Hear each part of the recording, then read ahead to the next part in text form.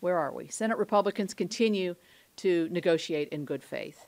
We've had a lot of good dialogue with the White House. We're trying to get to that common goal of reaching a bipartisan infrastructure agreement that we talked about in the Oval Office with the President several weeks ago, and I talked with him even previous to that. We believe that this counteroffer delivers on what President Biden told us in the Oval Office that day, and that is to try to reach somewhere near $1 trillion over an 8-year period of time that would include our baseline spending. We have achieved that goal with this counteroffer. But we've also, I think, done something that has stayed true to what our beliefs are when we very first started this, this endeavor, and that is sticking to core physical infrastructure. What is the definition of infrastructure? And we have stayed within the boundaries of our original plan. I think that's what the American people think of when they think of infrastructure, and that's certainly what we do too. But there's a couple bits of good news, I think, that have happened since we had that meeting with the President.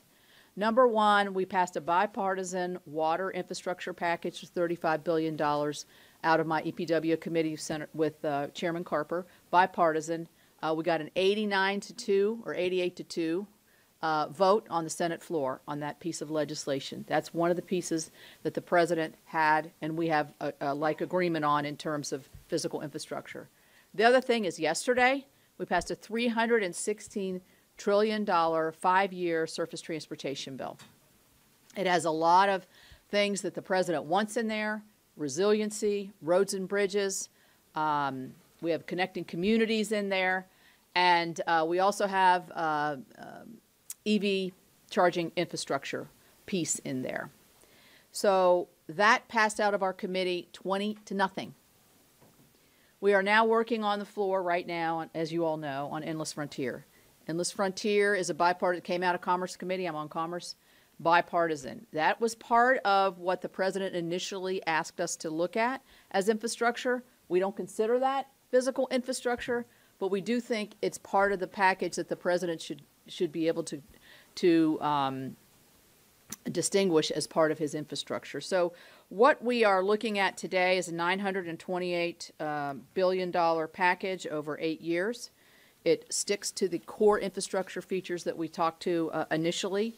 It's a serious effort to try to reach a bipartisan agreement. The President said to me and us in February that he was really agnostic as to whether we pass a bunch of small bills or one large bill, and we've heard him say inaction is not an option for him. We've now passed 2 of the smaller, and actually the surface transportation hasn't gone out of the full Senate yet, but it is a major anchor to this piece of legislation.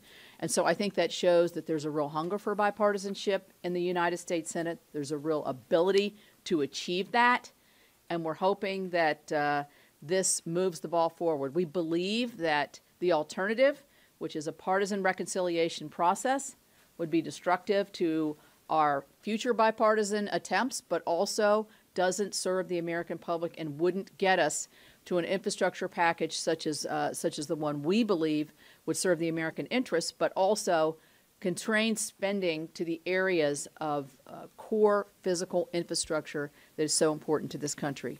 Our infrastructure has been the envy of the world. We want to see that. We want to take that place again. I personally think we still have it. We just want to make it better. So with that, I'm going to turn it over to Senator Toomey.